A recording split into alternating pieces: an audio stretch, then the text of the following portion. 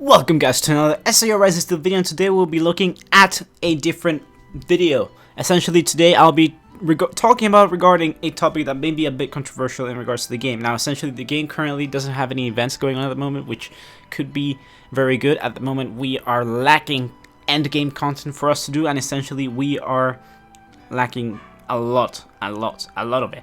Essentially today we'll be talking about is Rising Steel Memory Defrag version 2. Now, the reason why I wanna incentivize this topic discussion is due to the fact that both games have very similar type of structure into how their schedule goes, and essentially they have the same publisher as well, which is Bandai. And essentially how the things go is essentially you get a new event alongside a new ranking event. And due to the fact that the ranking event is released, units according to the elemental type of the rank event are released for you in order to do better and increase your potential to increase your rank event score. In other news, the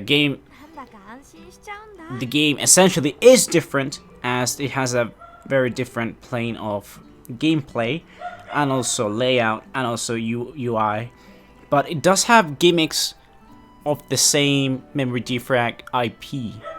Essentially, what is very similar is kind of the cathedral mode, where you go into floors and you defeat bosses, and you also do have the same event structure where you're able to, play through certain stages and defeat bosses, and essentially you do have a more developed story, which sets up the difference between Memory Defrag and Rising Steel.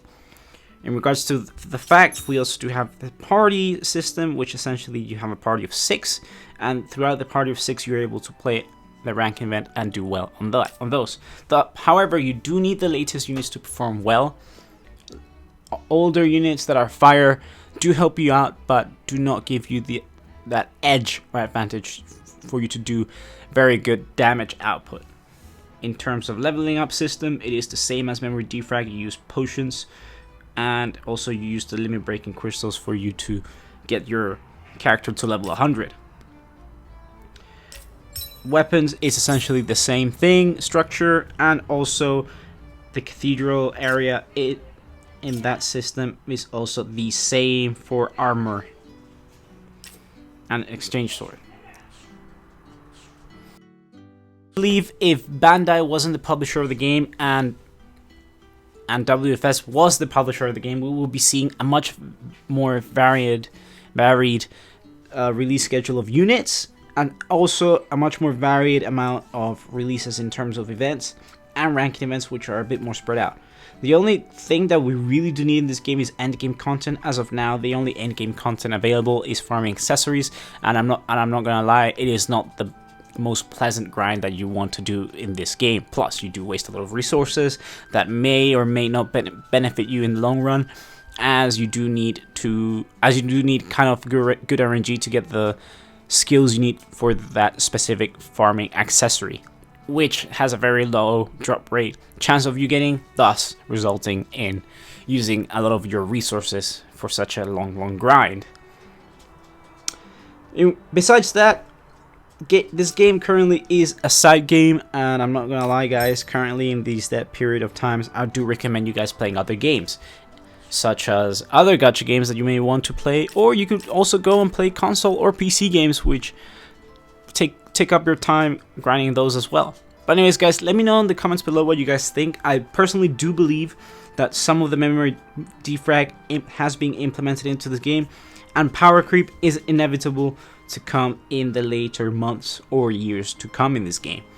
Obviously, the power creep isn't going to be taking a huge leap in the game, but it will definitely build up to the point that obviously the older units will be rendered useless, and essentially the newer units will be needed for that purpose. But I would love to see every single unit have a specific purpose in this. Cathedral was a very nice way of doing it, and essentially if they, for example, did do resets of specific evolution events or cathedral resets, that would be amazing to see. And obviously we will be testing out various things. Obviously they could also be doing reruns of the cathedral assaults, making them harder and harder, and especially if they fix the normal and hard renewals, that will be amazing, as well as another source of free cubes currency. But anyways, guys, let me know in the comments below what you guys think about this, and as always, I'll catch you guys in the next one. Take care. Bye bye.